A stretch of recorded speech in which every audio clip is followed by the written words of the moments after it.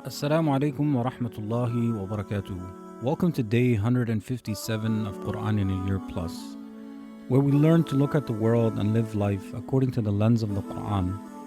Today we're going to be looking at verses 118 and finishing Surah Hud, while also looking at verses 1 to 8 of Surah Yusuf. أعوذ بالله من الشيطان الرجيم ولو شاء ربك لجعل الناس أمة واحدة ولا يزالون مختلفين. And if your Lord had willed, O Messenger, He could have made all people one single nation upon the truth, but He did not will that. So people continue to differ in their religions because of following desires and transgression. إلا من رحم ربك ولذلك خلقهم وتمت كلمة ربك لأملأن جهنم من الجنة والناس أجمعين. Except for those whom Allah shows mercy upon by guiding them. They do not differ concerning His oneness, may He be exalted. Allah created them to test them in that disagreement, some wretched and others delighted. The word of your Lord, O Messenger, in which He decreed to fill hell with jinn and humans who follow the devil, will be fulfilled. وَكُلًّا نَقُصُّ عَلَيْكَ مِنْ أَنْبَاءِ الرُّسُلِ مَا نُثَبِّتُ بِهِ فُؤَادَكَ وجاءك في هذه الحق وموعظة وذكرى للمؤمنين.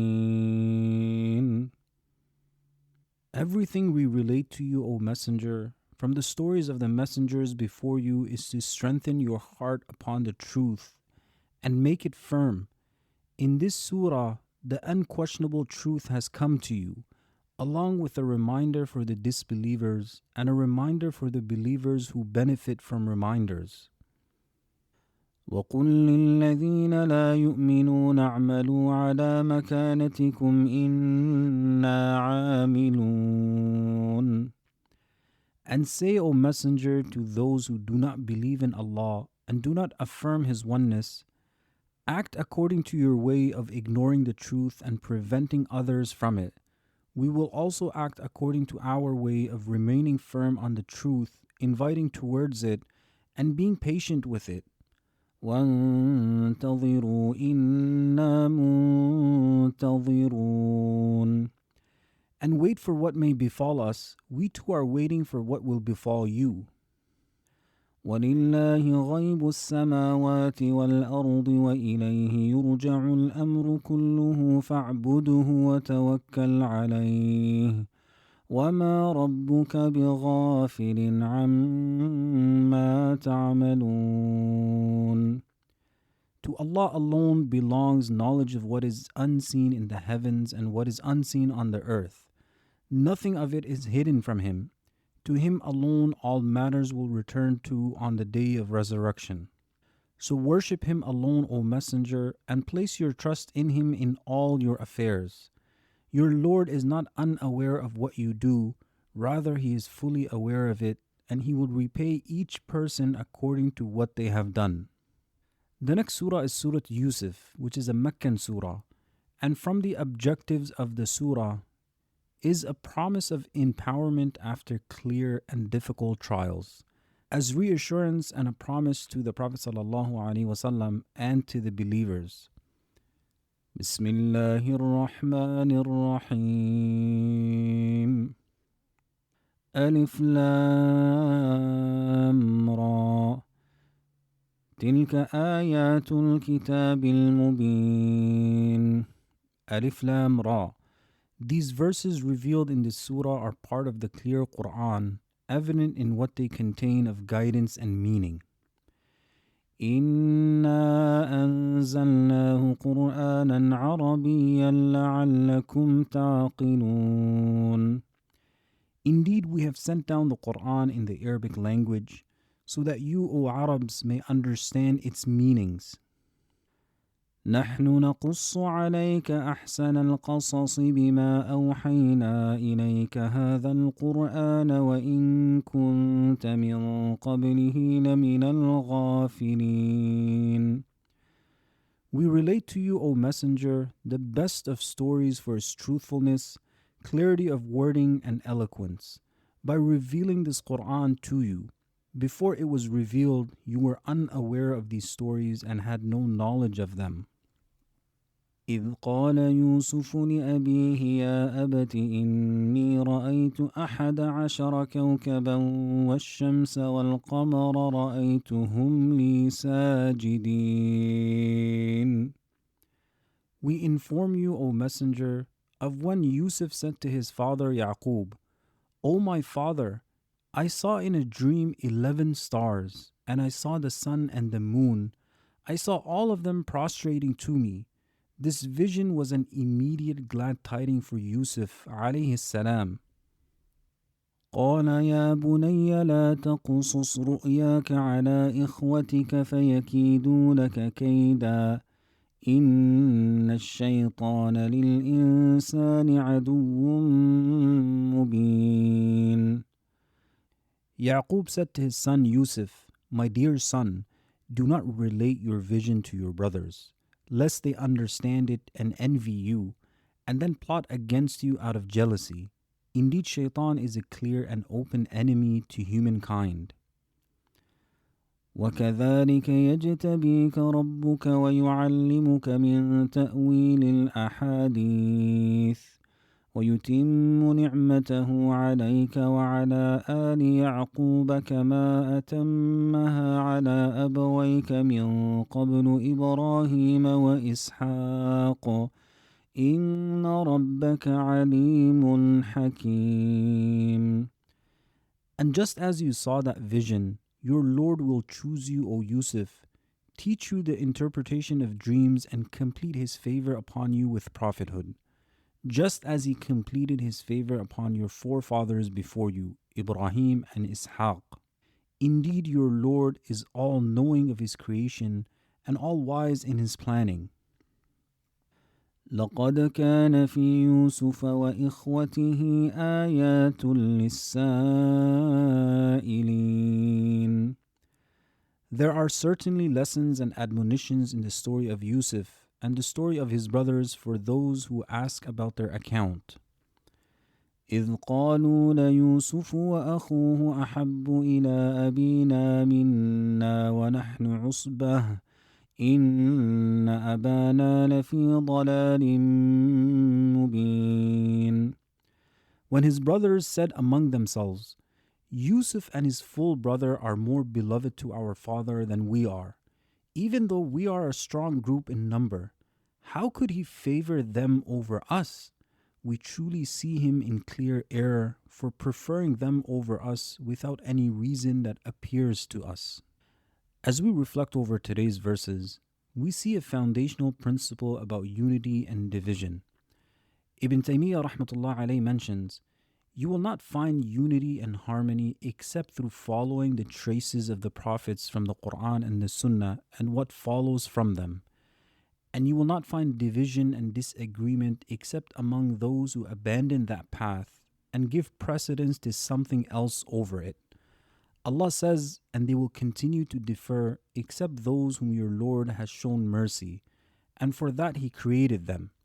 He informed us that the people of mercy do not differ. The people of mercy are those who follow the prophets in word and action. They are the people of the Qur'an and the Hadith in this ummah. Whoever opposes them in any matter misses out on mercy to the extent of that opposition. Departure from revelation is what leads to differences. And we also see that the stories of the prophets serve as emotional reinforcement. They train the heart to remain steady when obedience is difficult, when opposition increases, and when outcomes are delayed. Allah says, and all that we relate to you from the stories of the messengers is that by which we strengthen your heart. Shaykh Sa'di mentions, so that his heart may be reassured, strengthened, and patient.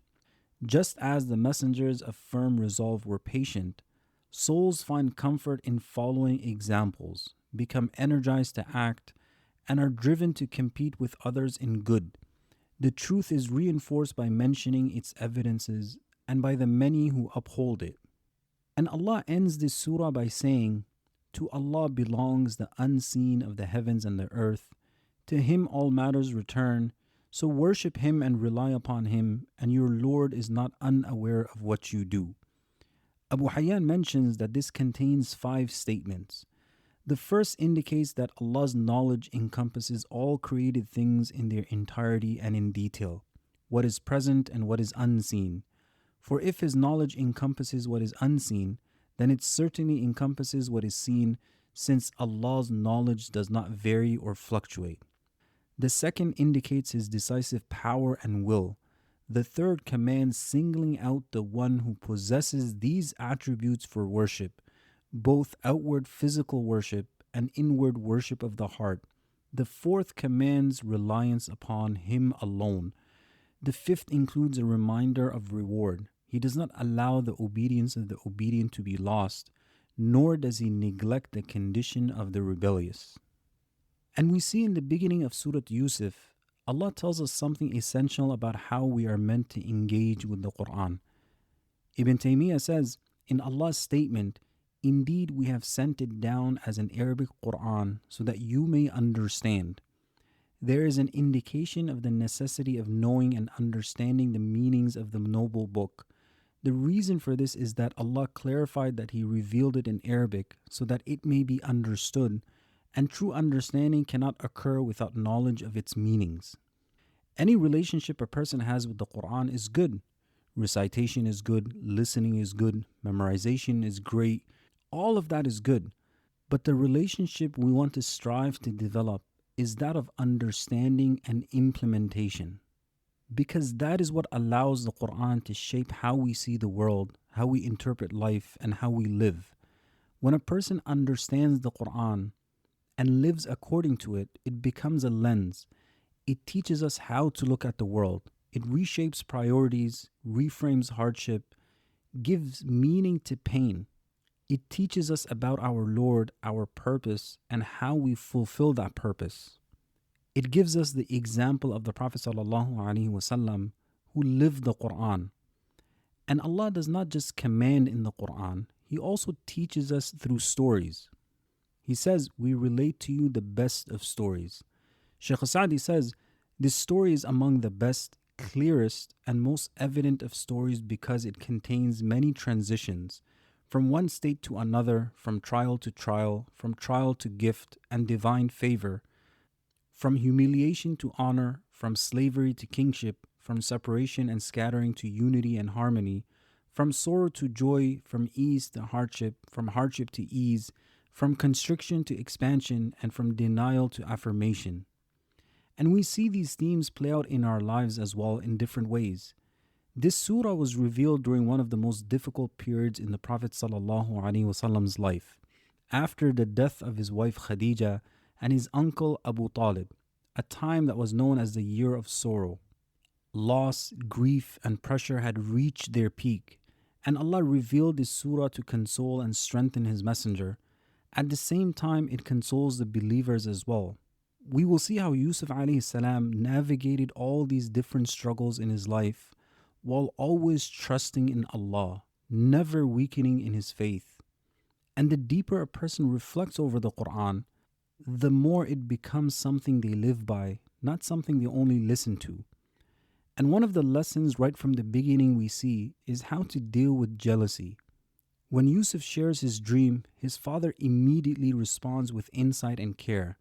He said, "My dear son, do not relate your dream to your brothers, lest they plot against you. Indeed, Shaitan is a clear enemy to mankind."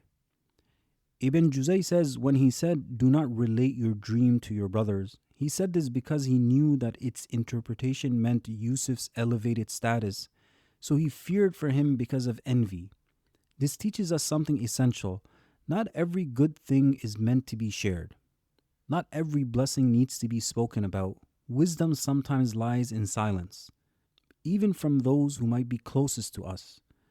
And Shaykh Sa'di mentions, one should keep away from the causes of harm and conceal whatever is feared to bring damage, As indicated by Yaqub's statement to Yusuf, "My dear son, do not relate your dream to your brothers, lest they plot against you." This encourages taking precautions against what is feared to be harmful. A person is commanded to be cautious. If the precaution benefits him, then that is good, and if it does not, the servant does not blame himself. And Ibn Kathir, he says, from this verse, the instruction is derived to conceal a blessing until it comes into existence and becomes apparent. Protect your blessings, your goals. Let your actions speak before your words do. Jealousy is real, shaitan exploits it, and the believer turns to Allah to seek protection from people's jealousy and shaitan's exploitation. So as we walk away from today's episode, at the end of Surah Hud, Allah says, فَاعْبُدْهُ وَتَوَكَّلْ عَلَيْهِ, that worship Him and rely upon Him. And we learn also in Surah Al-Fatiha when we say, إِيَّاكَ نَعْبُدُ وَإِيَّاكَ نَسْتَعِينُ, that you alone we worship, O Allah, but then at the same time, in order for me to be able to worship you, I need your help. So let's make that active intention that, oh Allah, I need your help to worship you. So I turn my affairs over to you and rely upon you to help me in this journey. And also when we think of something that worries us, let's say, Hasbi Allah, La ilaha illa hu, alayhi tawakkaltu wa huwa rabbul arshil azim. To really think and ponder over what this means. Allah is sufficient for me. There is no God but Him. Upon Him I rely, and He is the Lord of the mighty throne. May Allah make us amongst those who listen to His words and follow them. May He protect us and our families from jealousy and envy. May He make us amongst those who truly rely upon Him. I'll see you tomorrow inshallah. Assalamu alaikum wa rahmatullahi wa barakatuh.